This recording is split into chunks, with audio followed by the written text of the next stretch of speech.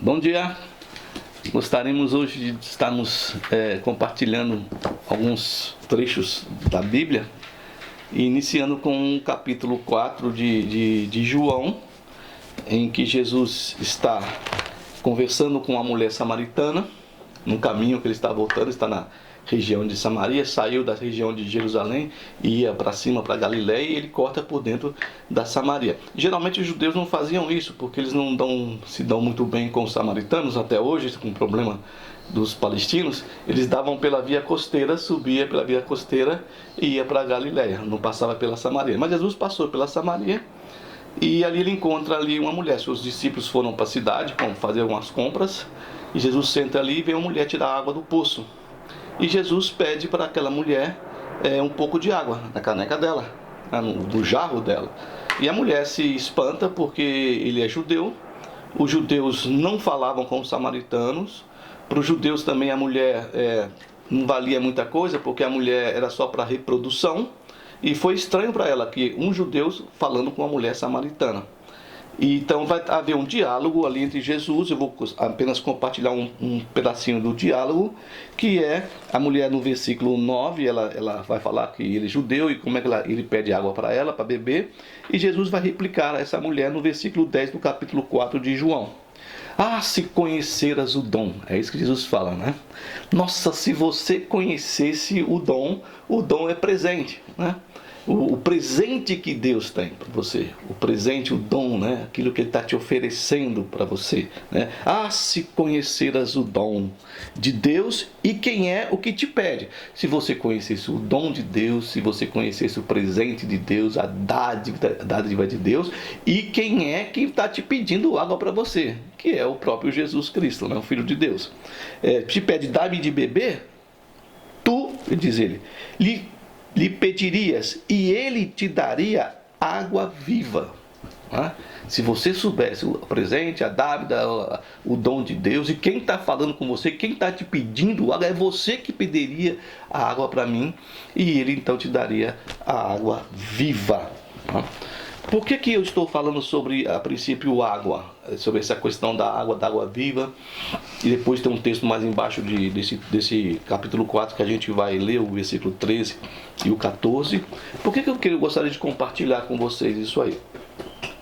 No livro de Jeremias, Deus está falando sobre o povo de Judá, a obstinação do povo de Judá.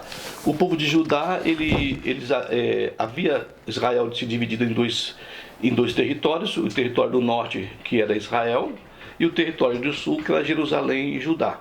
Esse território do norte de Israel já havia sido destruído em 721 pela Assíria, e agora está no tempo de Jeremias, 500 e pouco, e Deus está falando para Jeremias falar com o povo que ele ia destruir aquela nação ali, né? Por causa desse povo que era rebelde, o povo que se afastava, que não queria mais olhar para Deus, de voltar para Deus em arrependimento. E era um povo obstinado também. Então Deus fala para Jeremias falar com aquele povo algumas coisas. E uma das coisas interessantes que Jeremias fala por mandamento de Deus é no capítulo 2 de Jeremias, no verso 13, né? E ele diz assim: pois dois males cometeu o meu povo. Quais são os dois males que o povo de Judá cometeu contra Deus, né? A mim me deixaram o manancial de águas vivas, né?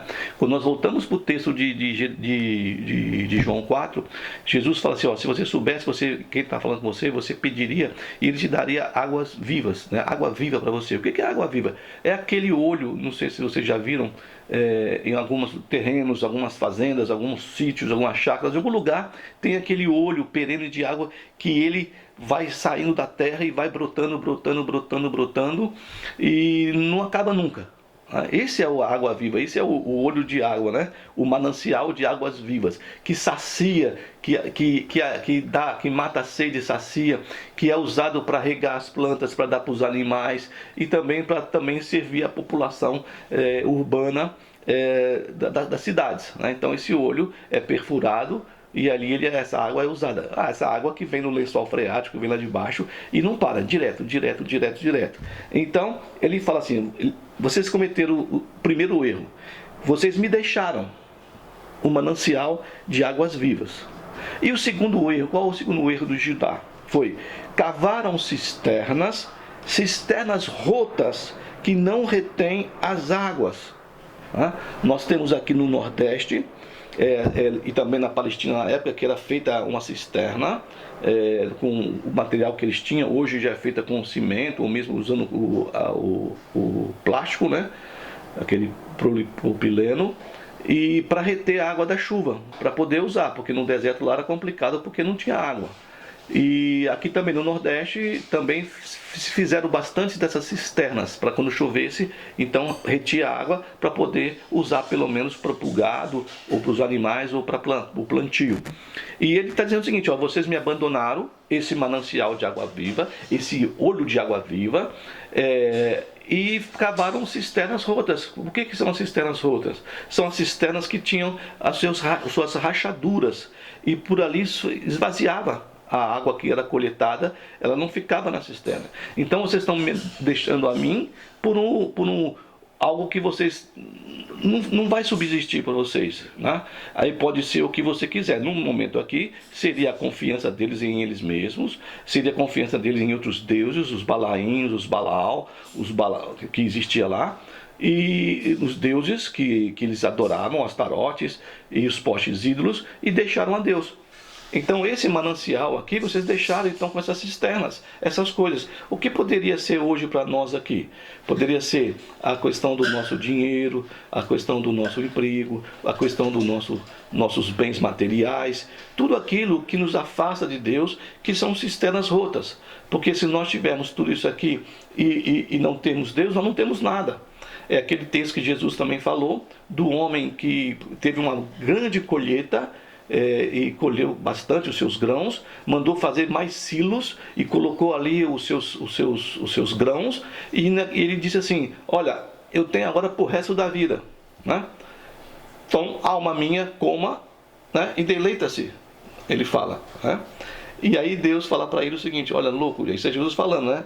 Contando a parábola e falando, olha, louco, essa noite eu pedirei a sua alma. O que você tem? Para que serve? Para que vai? Você não vai levar todos esses silos, esses grãos para dentro do caixão ou para outra vida. Então, essa questão de nós, né? Eu digo nós, quem está se colocando isso aí, nos deixarmos ser levados, seduzidos por outras coisas, né? Por mananciais rotos que não retêm água, por outros deuses, por outras situações que não é a que é a verdadeiro manancial de água viva, que é Deus. Então, por causa dessa questão, Israel e Judá sempre foram levados a ter problemas, porque eles sempre, como povo escolhidos, eles abandonaram a Deus, deixaram a Deus de lado, né? Voltaram o rosto para Deus, né? As costas, a cerviz, que é a nuca, voltaram para ele e foram buscar os seus próprios deleites, os seus próprios deuses, achando que ali ia encontrar a solução para os seus problemas. Bom, então nós temos essa situação de Jesus lá com a mulher samaritana, dizendo, ó, se você soubesse o presente que Deus tem para você, o dom que Deus, ou seja, os presentes, os dons, as dádivas, né, as graças, a bondade, a misericórdia de Deus que tem para você, né, você me pediria isso tudo, né?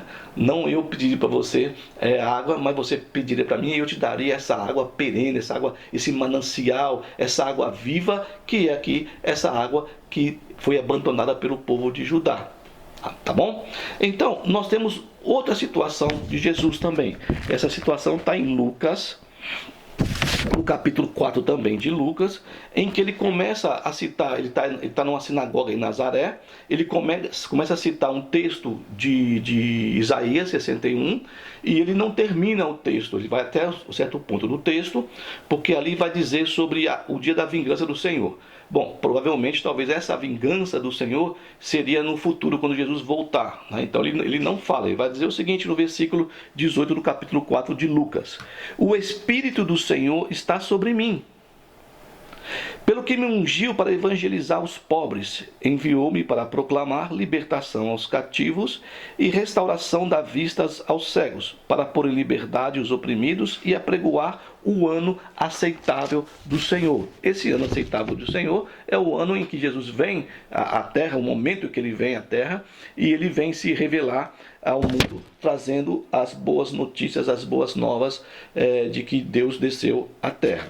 Esse texto que foi lido, ele é um pedaço do texto que está em Isaías, que fala o seguinte: Isaías dizendo que, falando sobre o ministério da paz, o ministério do Messias que viria, que era Jesus, que 1000 anos antes. Então nós temos o texto de Isaías aqui, 1000 anos antes desse texto de Jesus, falando desse texto aqui numa sinagoga lá em Nazaré, né?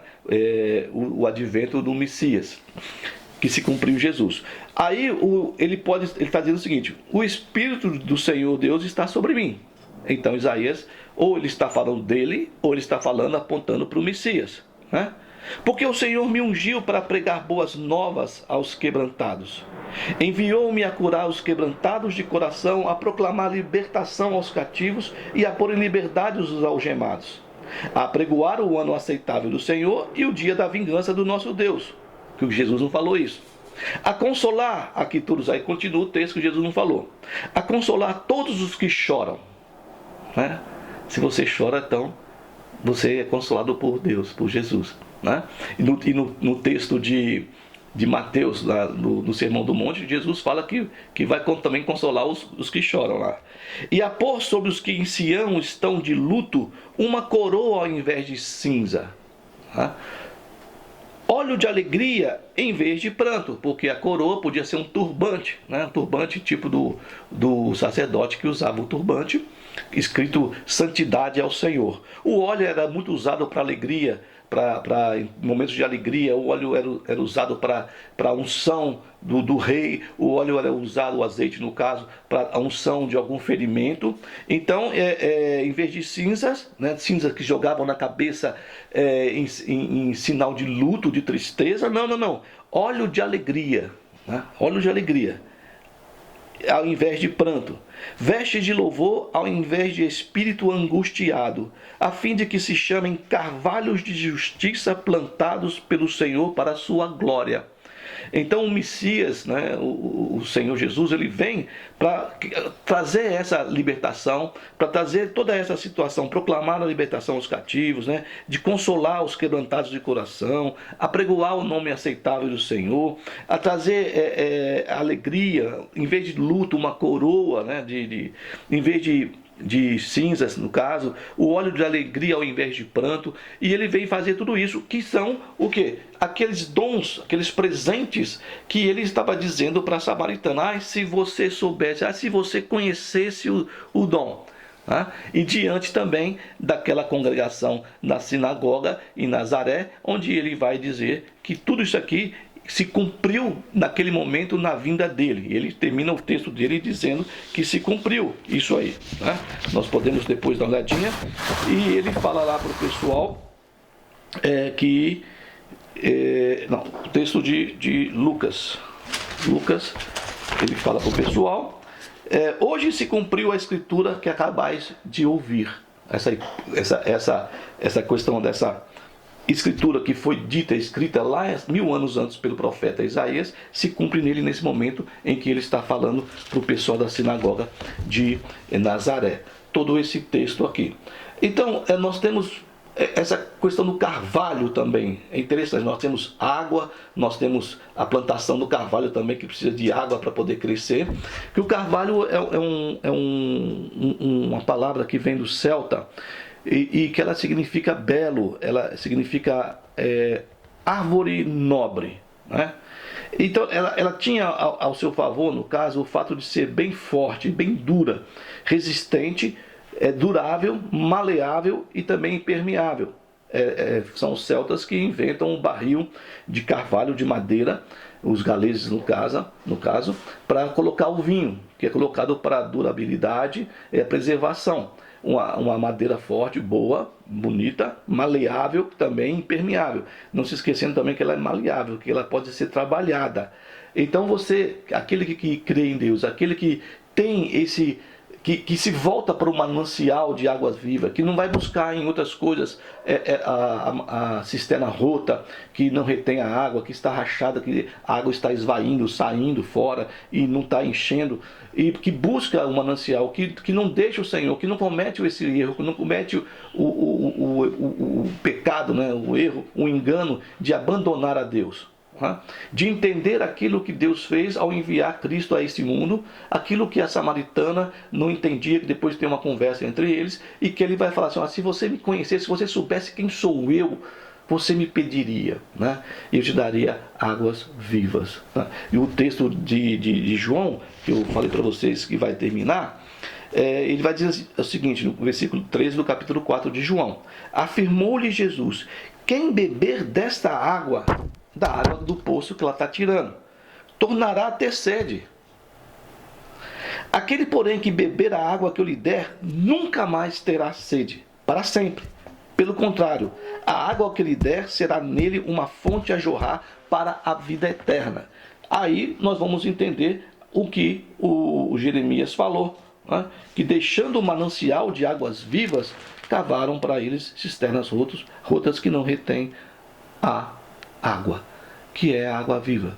Nós não teremos sede, nós teremos situações em nossas vidas em que, já comentamos isso aí por diversas vezes, teremos problemas, teremos lutas, não é fácil, mas nós temos uma esperança, uma expectativa de que Jesus veio e que nós temos a expectativa do retorno de Jesus, para que nós pudéssemos ter uma vida plena, uma vida de manancial de águas vivas que brotam do nosso interior, de alegria, de expectativa, de esperança.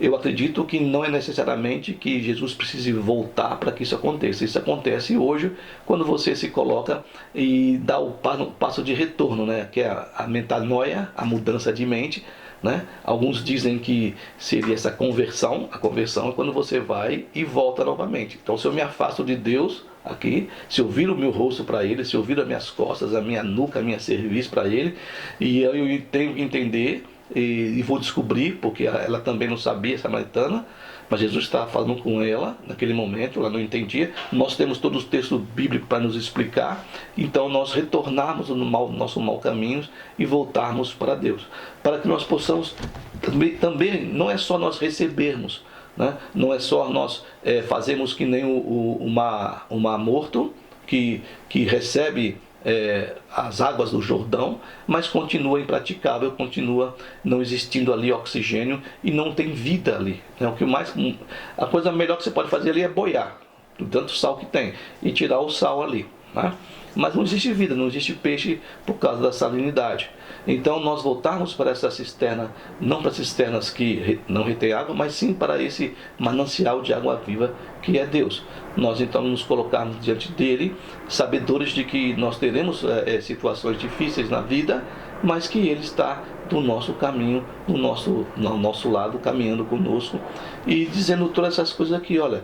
E interessante, né? Porque não é só para você. É usado também aqui no caso do texto de Isaías, que o Espírito de Deus está sobre essa pessoa, né? Então você vai ser um canal também de bênção para poder ser usado por Deus para praticar todas essas questões aqui que são faladas, né? E depois ter a coroa, né, de alegria aí, o óleo de alegria, a coroa não de luto, mas também de alegria também, de liberdade, de todas essas coisas que Deus está colocando aqui, e um espírito angustiado não tem mais. Né? Não tem mais um espírito angustiado. E para ser chamado desse carvalho, né? dessa forma de madeira de árvore que é dura, que é resistente, que é maleável também, né? Porque a gente não pode ser também, não deixarmos Deus trabalhar na nossa vida, não deixar Deus nos moldar, permitindo que Deus então faça aquilo que muitas vezes nós queremos e está errado para nós, é ruim, mas aquilo que Ele tem para nós é melhor, e deixar que Ele nos forme, que Ele nos molde, para podermos entender o que é a fonte de água viva que vai brotar do nosso interior, aquilo que Jesus prometeu para aquela mulher e prometeu para todos nós, né? Então, para que Deus possa você possa deixar Deus entrar na sua vida, você abrir a sua vida para que Ele venha entrar, para que Ele possa fluir, para que Ele possa trazer para fora esse manancial de águas vivas que nós talvez nem saibamos, mas tenhamos dentro de nós. Mas precisamos de algo, precisamos de alguém que é Cristo Jesus, para poder perfurar um pouco essa questão desse coração um pouco duro, para que possa sair essa água de água viva de dentro de nós. Você tenha uma boa semana, que o Senhor te abençoe e te guarde, que o Senhor resplandeça a luz do seu rosto sobre ti, tenha misericórdia de ti, que o Senhor levante o rosto dele sobre a tua vida, sobre a tua casa, te dê shalom, te dê paz, desde agora e para sempre. Fica com Deus.